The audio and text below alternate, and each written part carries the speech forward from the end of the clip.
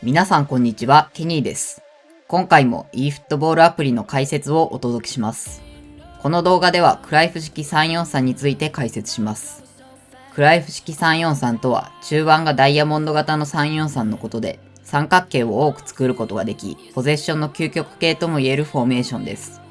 ただ、今の eFoot は三角形の数を数えるのは無意味なほど進化しており、これを使うだけでは勝てるポゼッションにならないのが現実です。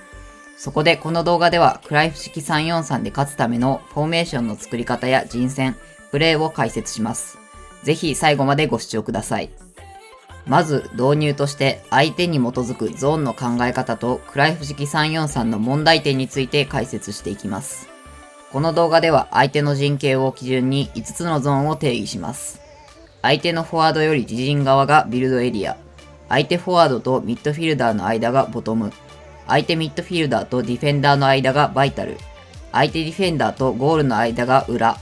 相手陣形の外がサイドです。そして eFoot においては起用するポジションによってある程度プレーするゾーンが決まっていて、ビルドエリアはセンターバック、ボトムは DMF、バイタルはセカンドトップ、OMF、CMF、裏はセンターフォワード、サイドはサイドバック、サイドハーフ、ウィングが主にプレーします。効率よくボールを持つには、それぞれのゾーンにバランスよく選手が配置されていることが重要です。では、ここで今回のテーマであるクライフ式343を今回のゾーンの定義に当てはめてみると、このようになります。問題になるのはボトムで、ここに1人しかいないことでバランスを崩してしまうのがクライフ式343の難しいところです。ただ、この問題は人選で解決することができます。続いて、その解決方法を含めたスカットについて解説していきます。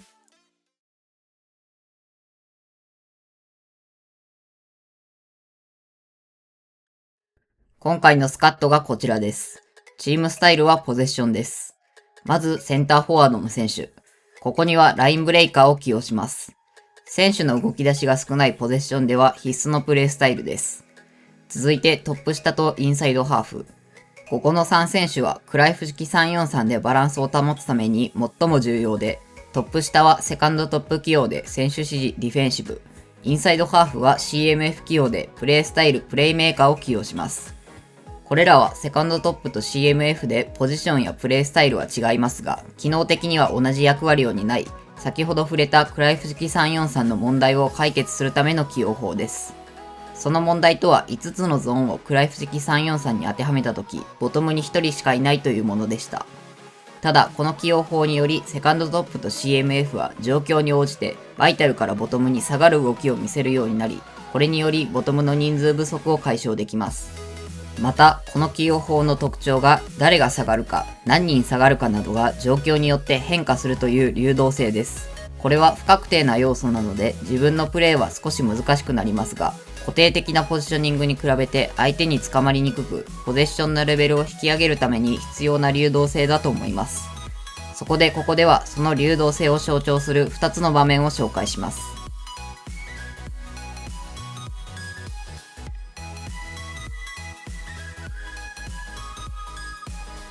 まずはこの場面。この時点で CMF の2人がバイタル、セカンドトップのネイマールがボトムにポジショニングしています。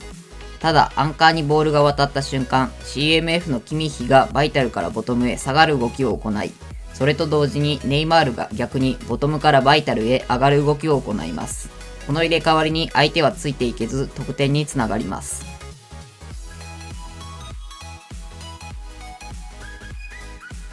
続いてこの場面。先ほどと同じような展開ですが、今度は CMF でキミッヒだけがバイタル。もう一人の CMF、ピルロとネイマールの2人がボトムにポジショニングしています。ここから先ほどと同じくボトムとバイタルの入れ替わりが発生。この動きが起点となり得点につながります。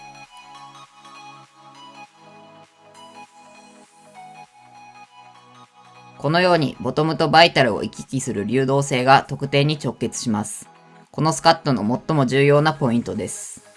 では人選解説に戻ります。続いて両サイドハーフ。ここはプレースタイルはインサイドレシーバー以外なら何でも良いですが、ポイントは逆足の選手を起用することです。サイドに展開されたボールをキープし、中を向いてパスを出す場面が多いポジションなので、逆足の選手を配置することでスムーズにプレーできます。続いて DMF の選手。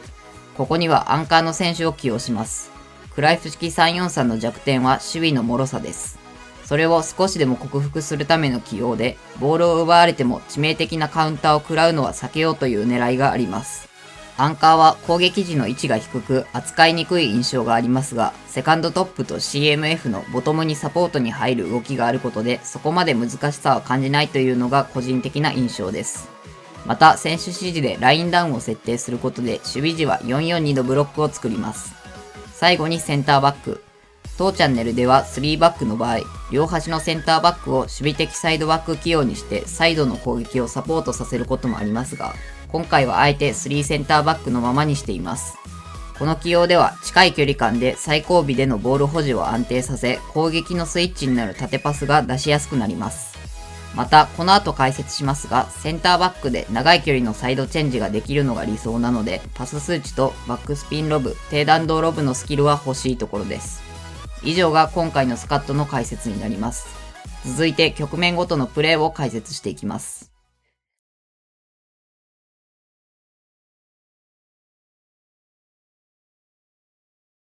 ここではポゼッションの局面を解説していきます。まずはビルドアップ。クライフ式343はかなり重心が前にあるので、ビルドアップに手間をかけるべきフォーメーションではありません。素早く前線に運んでいくプレーが必要です。3センターバック、もしくは3センターバックプラスゴールキーパーでボールを回すことで縦パスのコースを作り、シンプルに前進していきます。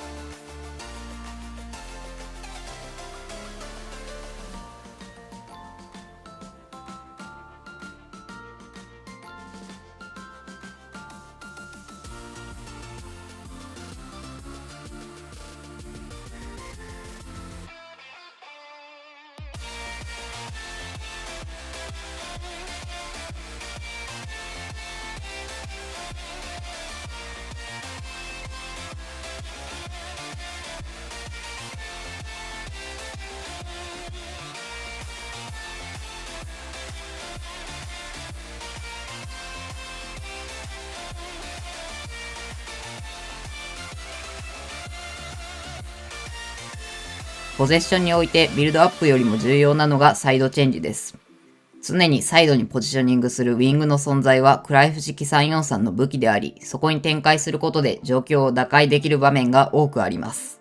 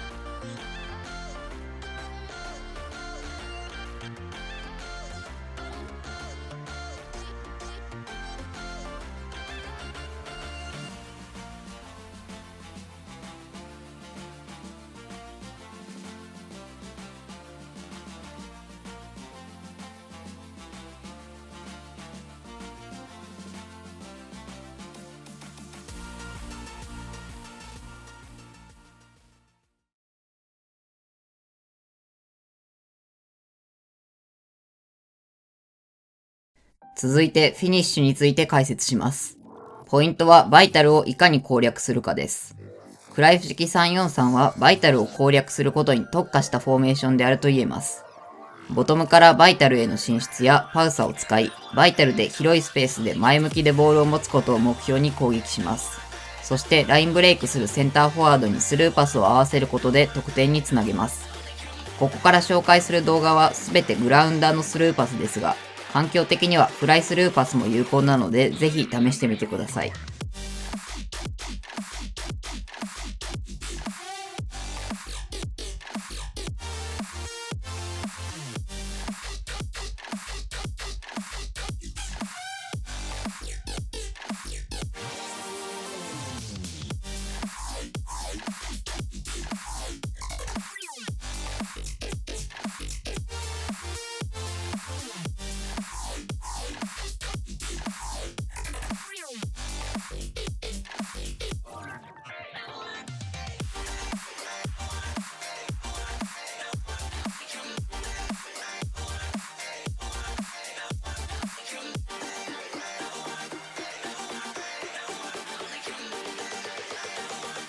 Laser and charged particle beam weapons.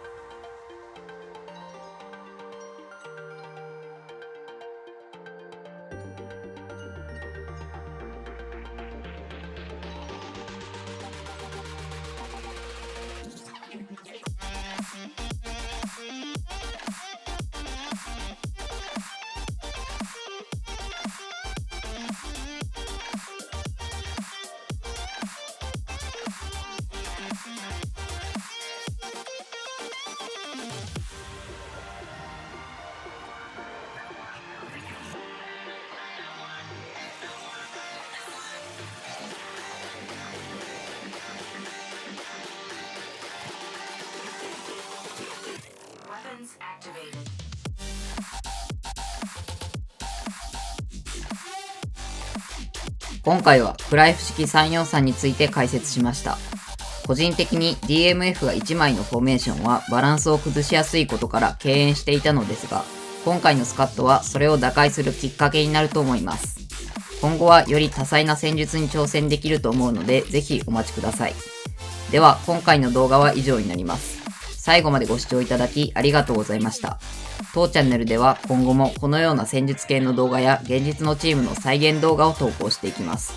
興味があったり参考になった方はチャンネル登録、高評価をよろしくお願いします。